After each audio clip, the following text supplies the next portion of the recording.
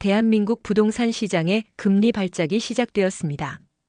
2025년 12월 현재 인터넷 은행인 K뱅크의 아파트 담보대출 금리 상단이 기어코 8.2%를 돌파했습니다. 여러분, 8.2%라는 숫자가 단순히 전광판의 숫자로 보이십니까? 불과 34년 전 1%대 저금리에 취해 영끌을 외치던 시절은 이제 전설 속의 이야기가 되었습니다. 지금 이 순간에도 수많은 영끌족의 핸드폰에는 이자가 올랐다는 은행의 문자가 날아들고 있습니다. 그 문자는 단순한 알림이 아니라 여러분의 가정을 파괴하러 온 사형 집행장과 같습니다. 오늘 영상에서는 금리 8.2% 시대가 가져올 잔인한 숫자의 공포, 금리 1%피 추가 상승 시 우리 사회가 치러야 할 13조 원의 비용, 그리고 2026년 수도권 외곽을 중심으로 터져나올 경매 폭탄의 실체를 단 하나의 영상으로 총정리해 드립니다. 영상 시작 전 구독과 좋아요는 고금리 파도 속에서 여러분의 자산을 지키는 가장 확실한 구명조끼가 될 것입니다.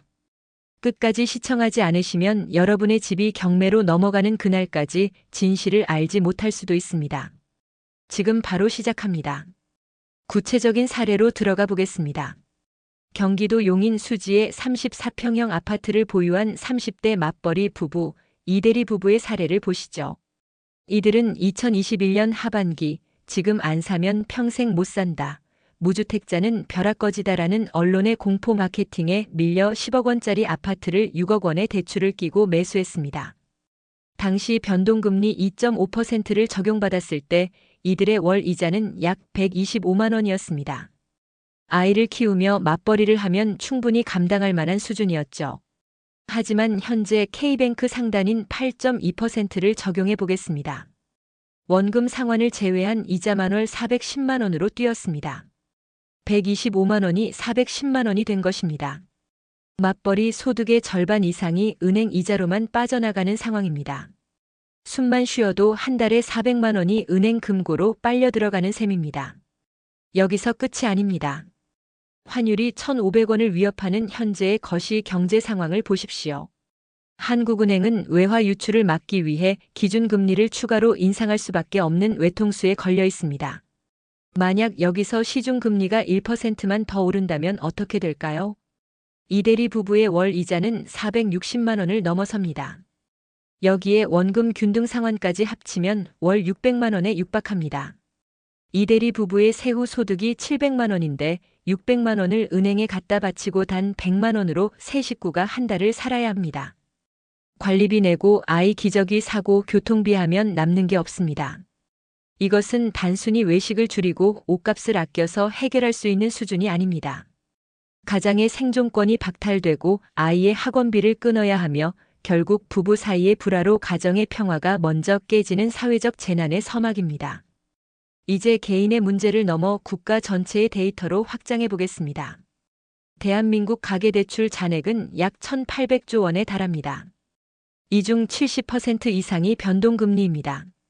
대출 금리가 평균 1%피 상승할 때마다 우리 국민이 추가로 부담해야 할 연간 이자 총액은 약 12조 5천억 원에서 최대 13조 원에 육박합니다. 13조 원이면 삼성전자의 분기 이익과 맞먹는 엄청난 돈입니다. 이 막대한 자금은 시장에서 돌아야 할 돈입니다. 자영업자의 가게에서 쓰여야 하고 기업의 제품을 사는 데 쓰여야 합니다. 하지만 지금은 은행의 이자 수익으로만 쌓이고 있습니다. 내수가 침체되니 자영업자가 망하고 기업의 매출이 줄어듭니다. 결국 부동산 시장으로 유입될 신규 유동성은 완전히 메마르게 되는 것입니다. 더 무서운 것은 영머니 무브입니다. 환율 1,500원 시대의 똑똑한 자산가들은 이미 한국 부동산을 팔고 달러를 사거나 미국 국채로 갈아탔습니다. 원화 가치가 떨어질수록 한국의 아파트는 글로벌 시장에서 불량 자산이 됩니다.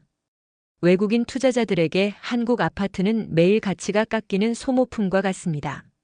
그들이 강남 아파트를 금매로 던지는 이유가 바로 여기에 있습니다. 환차손을 피하기 위한 필사의 탈출입니다. 이대리 부부가 믿었던 강남은 절대 안 떨어진다는 신화는 글로벌 자본의 거대한 흐름 앞에 무력하기만 합니다. 원화 자산에만 올인한 중산층의 비극은 이미 예견된 일이었습니다. 이제 시선은 법원 경매 시장으로 향합니다. 부동산 시장의 최후의 보루이자 가장 냉정하게 가치를 판단하는 경매는 결코 거짓말을 하지 않습니다. 대출 연체율은 보통 금리 인상 후 6개월에서 1년의 시차를 두고 본격적으로 상승하기 시작합니다. 2024년 말 이미 경기도 아파트 경매 진행 건수는 월 1000건을 넘어서며 10년 만에 최다치를 기록했습니다. 하지만 이것은 시작에 불과한 예고편입니다. 2025년 하반기부터 본격화된 8.2% 고금리의 여파는 2026년 상반기부터 경매 물량의 본진 폭발로 나타날 것입니다. 특히 영끌 비중이 압도적으로 높았던 수도권 외곽 지역이 경매 폭탄의 직격탄을 맞을 것입니다. 용인 수지, 고양 일산, 인천 송도, 화성 동탄, 남양주 다산. 지난 상승기에 지금 아니면 평생 못 산다. GTX만 들어오면 20억은 우습다는 가스라이팅이 가장 심했던 지역들입니다. 국토교통부 실거래 데이터를 정밀 분석해보면 이들 지역은 현재 매수세가 완전히 끊긴 거래 절벽 상태입니다. 팔고 싶어도 살 사람이 없는 시장에서 은행은 자금 회수를 위해 경매라는 최후의 수단을 선택하게 됩니다.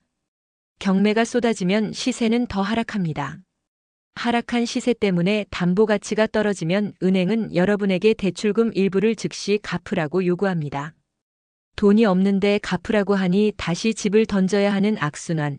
이것이 바로 전문가들이 가장 우려하는 부동산 데드 스파이럴의 실체입니다. 2026년 여러분이 사는 단지 게시판에 경매 공고문이 도배되는 풍경은 더 이상 상상이 아닙니다. 더 잔인한 점은 정부의 규제망이 여러분의 퇴로를 완전히 차단했다는 사실입니다. 2025년 하반기 시행된 스트레스 DSR 2단계 적용은 영끌족의 숨통을 조이는 결정타였습니다. 과거에는 금리가 오르면 더 저렴한 금리의 대출로 갈아타는 대환이 가능했습니다. 하지만 이제는 1.2% 이상의 스트레스 가산 금리가 붙으면서 대출 한도가 기존보다 20%에서 많게는 30%까지 강제로 줄어들었습니다. 6억 대출을 유지해야 집을 지키는데 갈아타려고 보니 한도가 4억밖에 안 나옵니다. 나머지 2억을 어디서 구합니까? 결국 저금리 상품으로 갈아타는 것은 꿈도 못 꾸고 8.2%의 고금리를 울며 겨자 먹기로 유지하다가 결국 파산에 이르게 되는 구조입니다. 이것은 국가가 설계한 거대한 가두리 양식장입니다. 가계부채의 총량을 관리하고 환율을 방어하기 위해 영끌족의 자산을 제물로 삼고 있는 것입니다. 2026년 경매 시장의 낙찰 가율은 핵심지는 어느 정도 버티겠지만 외곽 지역은 감정가의 70%는커녕 60%대까지 떨어지는 참혹한 현장이 속출할 것입니다.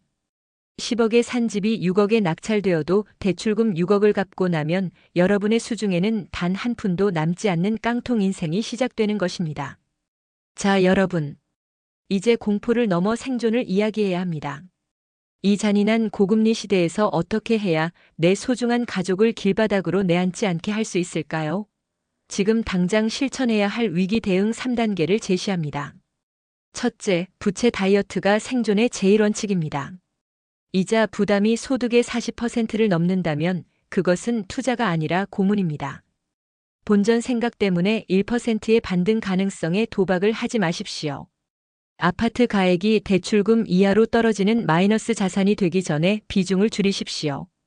둘째, 자산의 최소 30% 이상은 반드시 달러 기반 자산으로 리밸런싱 하십시오. 환율 1,500원 시대에 원화 가치가 떨어질수록 가치가 오르는 달러는 여러분의 가정을 지켜줄 유일한 보험입니다. 셋째, 거래량 없는 신고가에 절대 속지 마십시오. 국토교통부 실거래가 시스템에서 가격이 아니라 거래 건수를 보십시오. 거래가 없는데 가격만 유지되는 것은 폭락 직전의 마지막 벼랑 끝입니다. 특히 수도권 외곽의 비핵심 지역 매물부터 정리하십시오.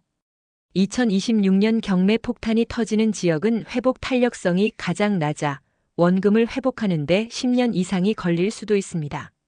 사례로 들었던 이대리 부부는 결국 뼈를 깎는 결단을 내렸습니다. 경매로 넘어가 전 재산을 날리고 신용불량자가 되기 전 금매로 집을 정리했습니다. 취득가보다 2억이나 낮은 가격이었지만 매달 400만 원씩 뜯기던 이자 지옥에서 탈출한 것만으로도 그들은 다시 숨을 쉬기 시작했습니다. 이 대리 부부는 이제 월세로 거주하며 남은 현금을 미국 국채와 배당주로 옮겼습니다. 환율이 오를수록 그들의 달러 자산은 가치를 더하고 있습니다. 고통스럽지만 살아남기 위한 전략적 후퇴를 택한 그들에게는 이제 다음 하락장 끝에서 집을 다시 살 수 있는 총알이 생겼습니다. 진정한 투자자는 시장의 거대한 힘을 거스르지 않습니다. 자본의 비용이 8%를 넘는 시대의 빚으로 집을 유지하는 것은 투자가 아니라 자기 파괴입니다. 2026년 아파트 시장, 공급이 부족하니 집값은 오른다는 가스라이팅에 더 이상 속지 마십시오. 살 사람이 없으면 공급 부족은 아무런 힘을 발휘하지 못합니다. 오늘 영상의 최종 결론입니다. 주담대 8.2% 돌파는 영끌 시대가 완전히 끝났음을 알리는 장송곡입니다. 2026년 터질 경매 폭탄은 시장의 모든 거품을 걷어낼 것입니다.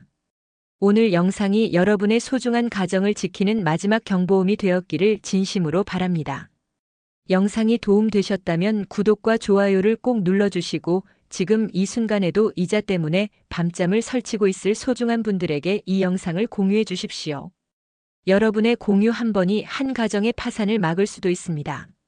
부동산 정보 TV는 앞으로도 차가운 데이터와 냉철한 분석으로 여러분의 자산 생존을 돕겠습니다.